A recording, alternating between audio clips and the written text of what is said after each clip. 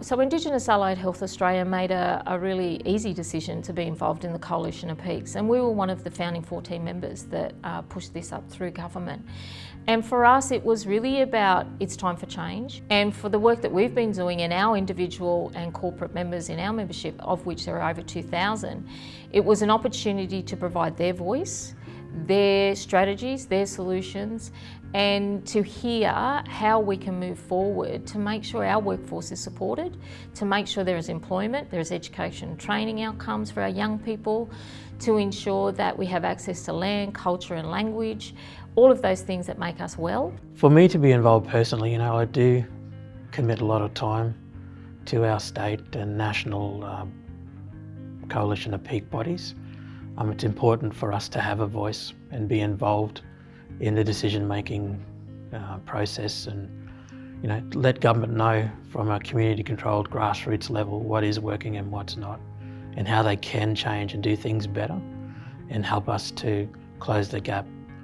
It's not our sole responsibility to do it. Government are key partners and important stakeholders in us improving the life and health and well-being of Aboriginal people around the country.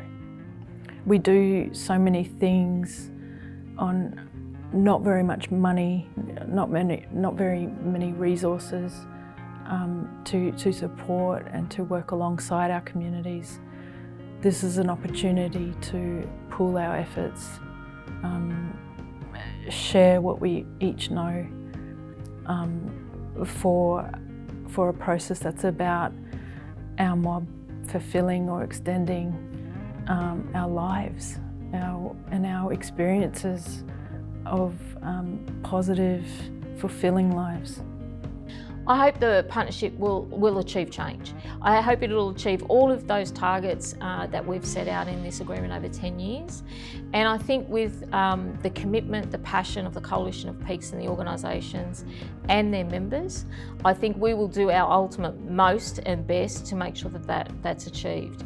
What we've found in being a member of the Coalition of Peaks is a sense of solidarity. We're joined up in our advocacy.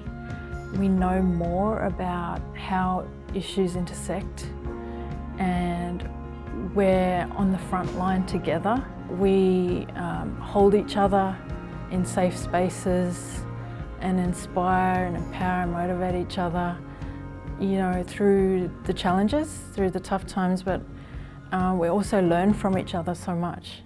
People forget that, for Aboriginal communities, it might be that your focus might be land and culture.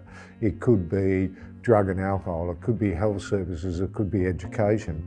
But let's come together and actually provide for a more powerful voice when we're sitting down with, whether it's with the state government or a Commonwealth government, and actually sort of, I suppose, negotiating with these different arms of government from a position of strength. So the more people, more organisations and that become members, the more stronger the coalition of the peaks are.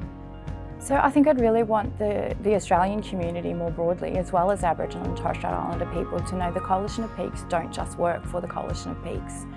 And the National Agreement on Closing the Gap is for all Aboriginal and Torres Strait Islander people. And all Aboriginal and Torres Strait Islander organisations can leverage the Closing the Gap framework to create better outcomes for themselves and their communities.